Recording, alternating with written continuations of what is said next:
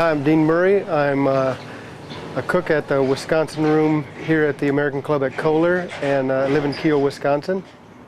And how did you get involved in the sculptures in sand here at Wood Lake? I used to teach ice carving when I taught at culinary school, so when I worked here at the American Club they knew that, and I do some ice carving. So when they have festivals or events, I get to come out and apply my hobby to sand or snow or ice, even pumpkins and different events. Now, let's talk about the sculpture you did this week. So the sculptures are this time are for to celebrate the Taste of Italy, or kind of a Italian festival we have going on here. So we try to gear them towards Italian things.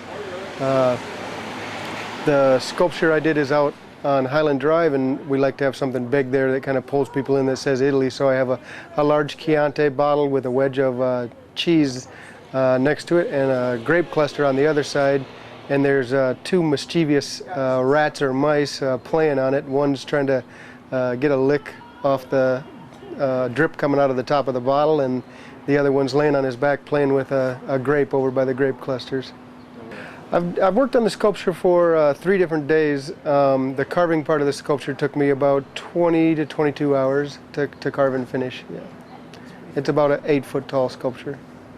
Do sand sculptures? I've done a few sand sculptures at beaches, and I've done some in cities where you're trucking sand.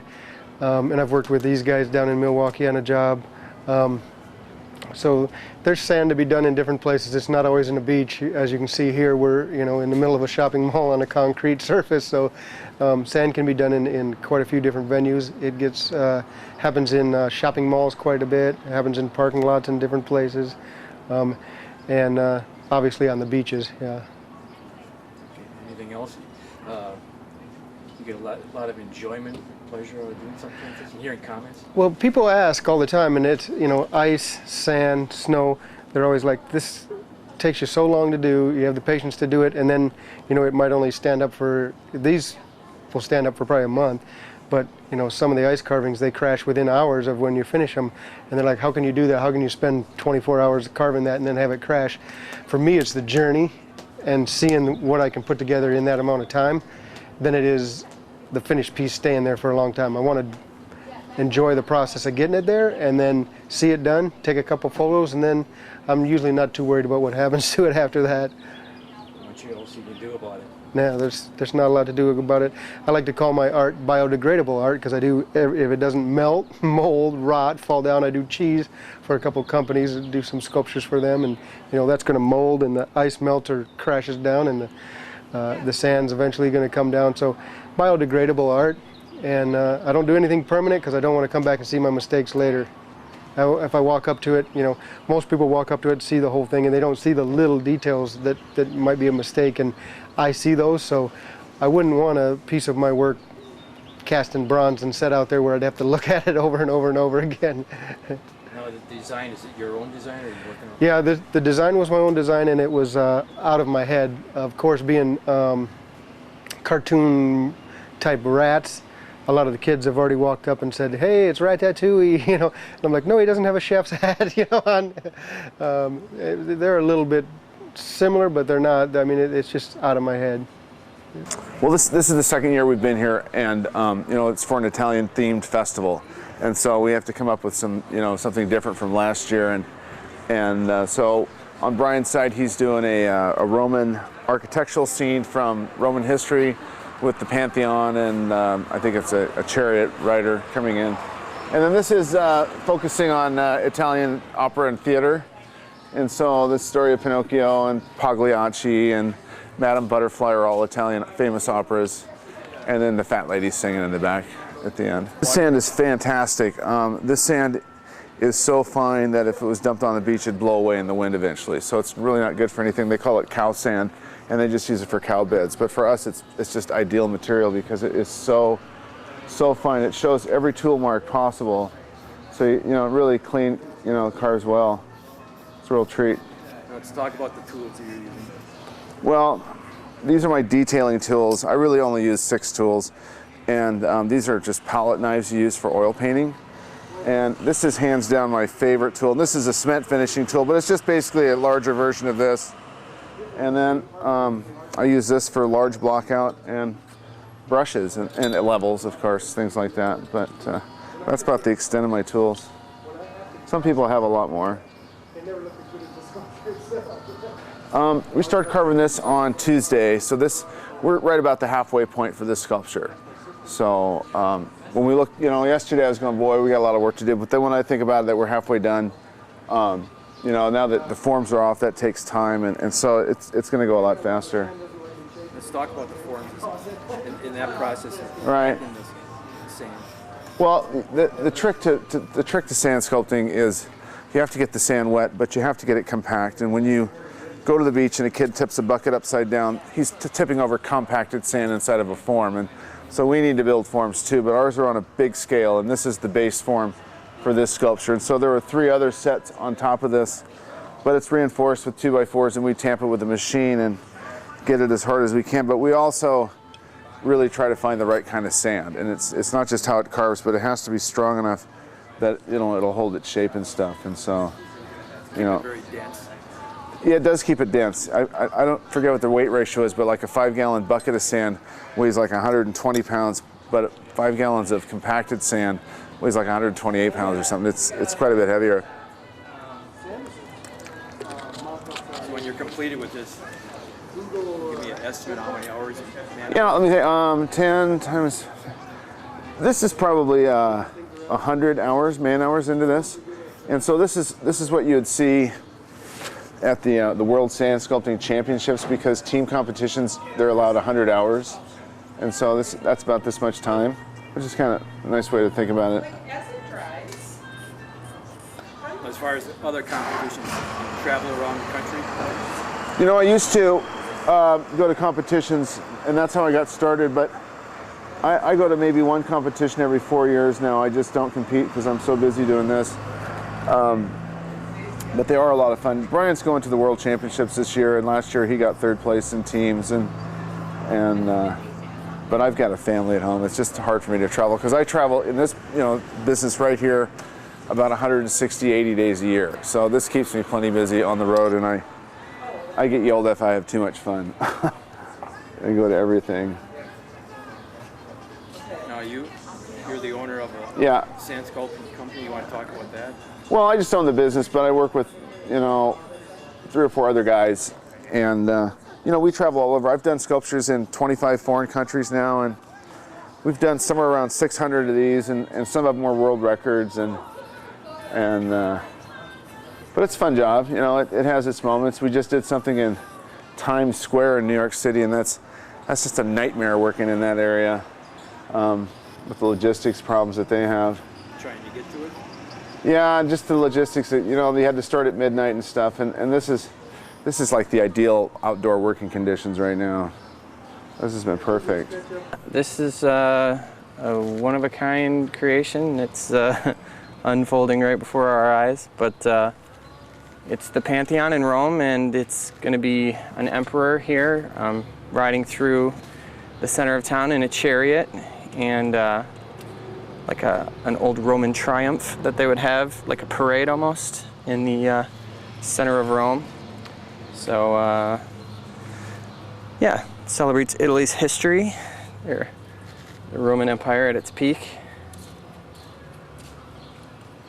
I understand you've been doing this sand sculpture for about 12 years. How did you learn how to do this? Well, I started doing sand sculpture when I was going to Eastern Illinois University, and I was an art student there, and Ted actually came and did a sculpture at my school, and I was curious. We started talking, and he offered me an opportunity to work with him, so I did, and it was a lot of fun. I enjoyed it, and I was pretty decent at it, so for that summer then I went with him and did some jobs all over Pennsylvania, and then the following year when I graduated, we just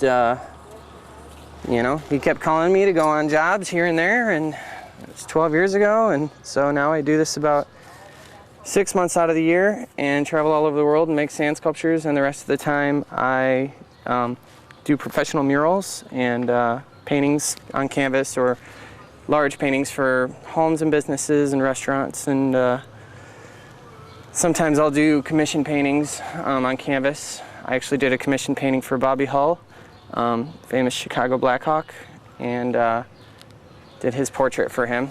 But yeah, I like painting, carving, sculpting, drawing, all of it. It's all great. It's the whole creative side of what you like to do. You mean in terms of content, like what I like to paint or carve or sculpt? Oh, it's just being creative. It doesn't matter what the medium is. Well, I think we all have our favorite mediums, you know. Ted's also a pretty talented painter. He paints in oils. I used to paint in oils, but then when I started the mural business, I realized that you can't paint a 30-foot wide mural out of oil paint. Plus, when it's in a house, you need to be eco-friendly with the paint. So you do it all out of latex. But now I pretty much just paint in latex, and I sculpt in sand, and that's about it. Just those two. Everybody always wants to know, they're like, do you carve ice and snow in the wintertime? I'm like, no, I actually carve sand in the wintertime because we go to warm places and carve, and I do this, you know, full-time. Full-time in my opinion. Ted said you were going to be entering some competition. Oh yeah, you know, we're always kind of deciding and doing different competitions every year. You know, some years you can't, pardon me, I gotta get this. Some years you can't make it to every competition that you want to. But last year I was a member of a team from Canada, mostly from Canada, but we competed in the World Championships up in Federal Way, Washington, near Seattle. And this year the World Championships are gonna move down to Florida, Fort Myers Beach, and just got on the roster to be teamed up with one of my doubles mates from Canada. Me and him are gonna do a sculpture at the World Championships this year. I'm pretty excited about it. I think it's gonna be really cool. So, plus I guess the sand in Fort Myers is really fantastic. So that's always a plus, because this is actually some of the best sand you can get here. That line is not in the right spot. This sand is outstanding for what we do. And where this particular sand comes from? It's local, you know, it's from right around here, not too far away. I'm not sure precisely which sand and gravel company delivered it, but you can be sure it's not from more than a couple hours away in any direction. I know that the trucking is really expensive on sand. It's not the cost of the sand, it's the cost of the trucking. So you want to try to get sand that's from reasonably close to wherever you work, which is always a struggle in itself. But since we live in Northern Illinois, we do enough jobs in and around, you know, Wisconsin and Illinois, that if we do a job in this region, South Wisconsin or Mid Wisconsin, Northern Illinois, we're gonna use this stuff because we love it. It's great. Well, this is a 2007 Ferrari F430, it's called. I waited 2.5 years when I ordered it. I ordered it back in January of '05. And I am the regional director for the Ferrari Club of America, and our region covers Iowa, Wisconsin, Minnesota, and the two Dakotas. And there are actually Ferraris in the Dakotas as well. And so what we're doing today is Kim Morris is in charge of events here in the village of Kohler, and she invited us in to do an Italian car display. So we have some Ferraris here, and we will have some Alfa Romeos as well. So the car sitting next to mine is a 1967 Ferrari 330 GTC, and that is a 12-cylinder car, and in '67 that was the state-of-the-art Ferrari, to say the least. We are expecting that we should have probably 15 Ferraris out here today. We're hoping that we meet that objective anyhow. So there'll be a great variety of cars here, everything from back in the 60s up through 2011. And we actually, it took me 4 hours to drive up here from by Davenport, Iowa, and we will have some cars here from Chicago, as well as we should have a significant number of cars from this area of Wisconsin. And it's a great weather day too. Sun is shining and there's a nice breeze.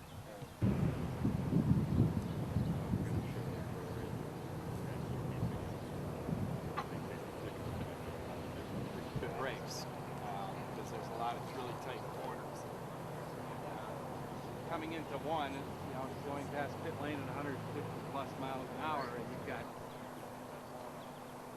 seeing Right.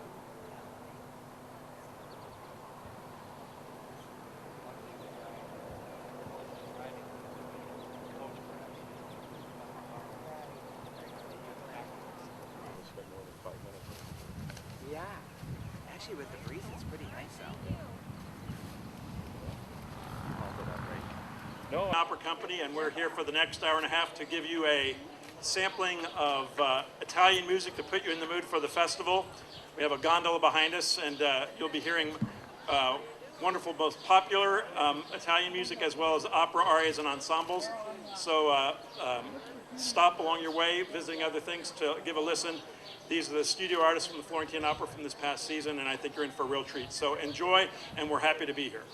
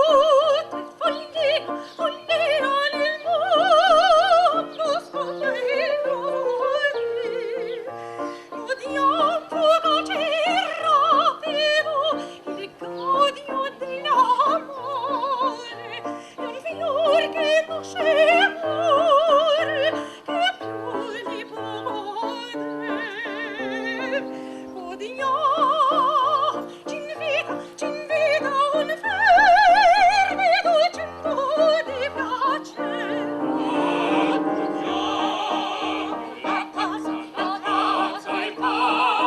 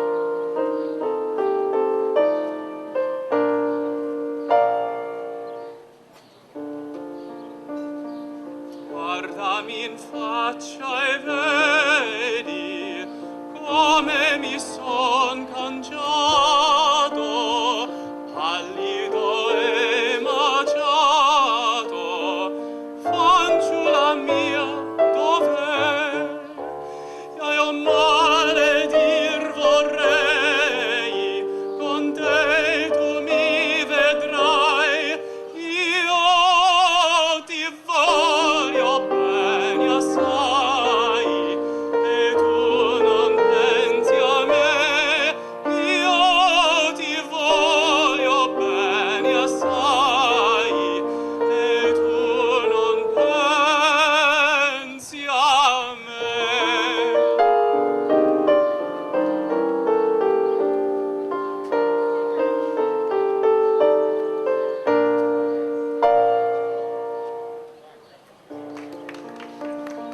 Quando son fatto cenere, allor mi piangerai, sempre domanderai, l'amante mia dov'è? Apri la fossa mia e là mi troverai, io ti voglio bene assai, e tu non pensi a me, io ti voglio bene assai, e tu non pensi a me.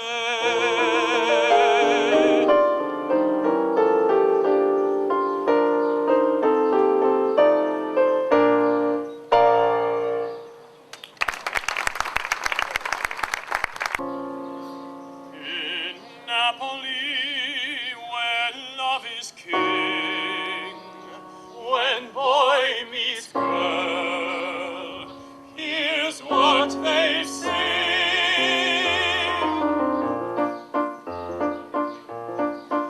When the moon hits your eye like a big pizza pie, that's amore. When the world seems to shine like you've had too much wine, that's amore. Amore. Bells will ring, ting-a-ling-a-ling, ting-a-ling-a-ling, and you'll sing Vita Bella, that's amore. Hearts will play tippy-tippy-tay, tippy-tippy-tay, like a gay tarantella. Lucky fella. When the stars make you drool like pasta fazool, that's amore. When you dance down the street with a cloud at your feet, you're in love. When you walk in a dream, but you know you're not dreaming, signore. Scusami, but you see, back in old Napoli, that's amore.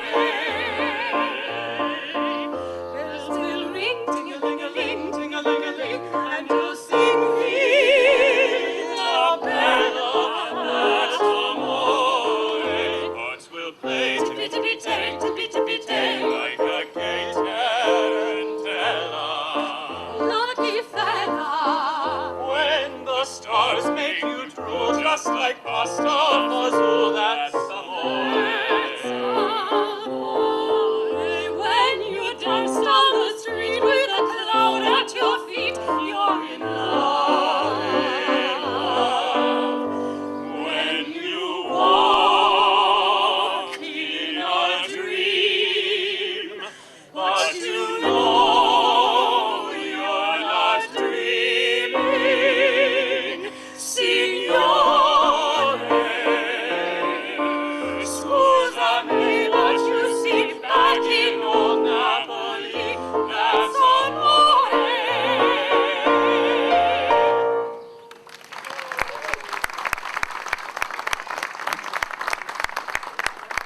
Well, we're the oldest professional arts organization, performing arts organization in Wisconsin. We're in our 77th year. We just finished our 77th year, and we bring in well-known opera singers from all over the world when we produce our shows. And the singers that you're hearing in the background right now represent our Young Artist program, who do bring opera to the schools and do programs like this as well. Now, where are you located?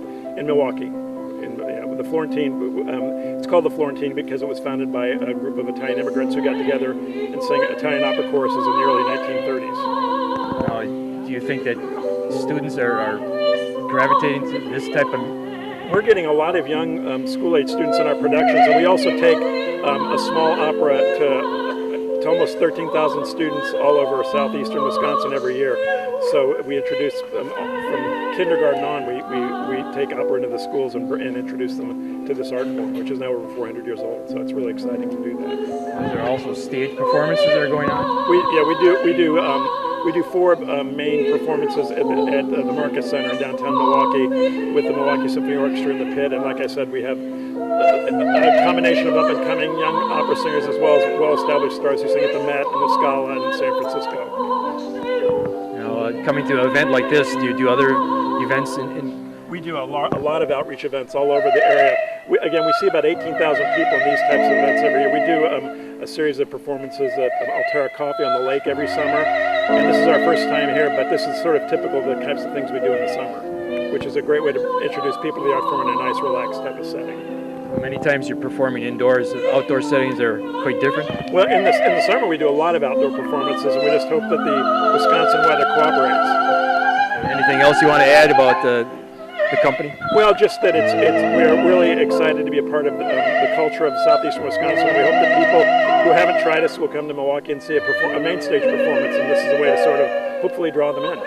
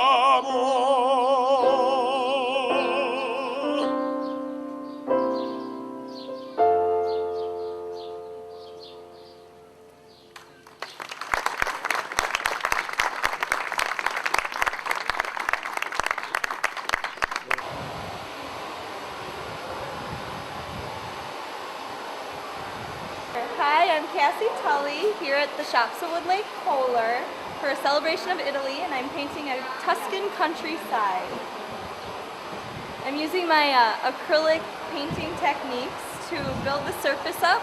It's a traditional relief sculpting technique I learned in Italy, and I'm building up the surface to paint this little countryside with the trees coming around and the little village in the background.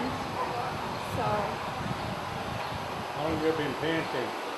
I've been painting about 10 years or so. Today about 3 hours, 2 hours, but yeah, just enjoying the weekend here in Kohler, and a beautiful day painting. There's little glass beads in the background too, and then here's a crackle paste. I put it on like frosting, and as it dries it crackles and does some really naturally beautiful things.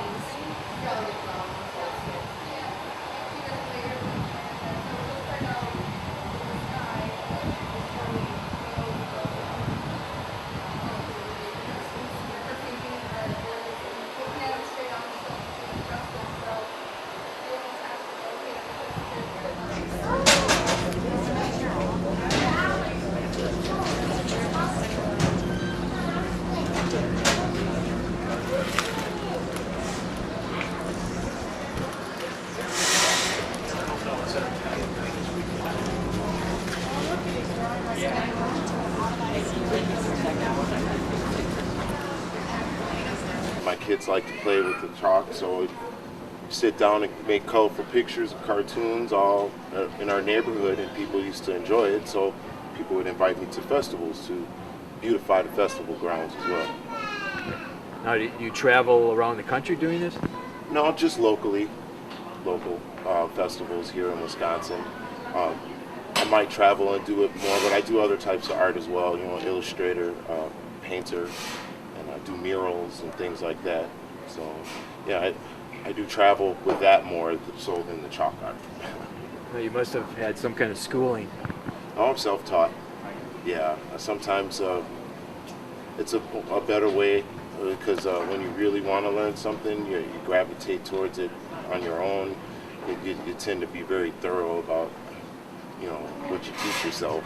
At least I think, you know, when people really want to become something, be it a mechanic or an athlete, you know, going to school is part of the process of learning, but continuing to do it and always learning is really more where it's at. Every time I do this, I learn something new. So. Are you doing any teaching of children as far as chalk art? Yes, yeah. You know, I teach kids, you know, all the time. Anytime I have a chance, I go to schools and just talk about creative concepts, or just the fact that some of the simplest tools can be some of the most easiest and fun to use in many forms, as you see.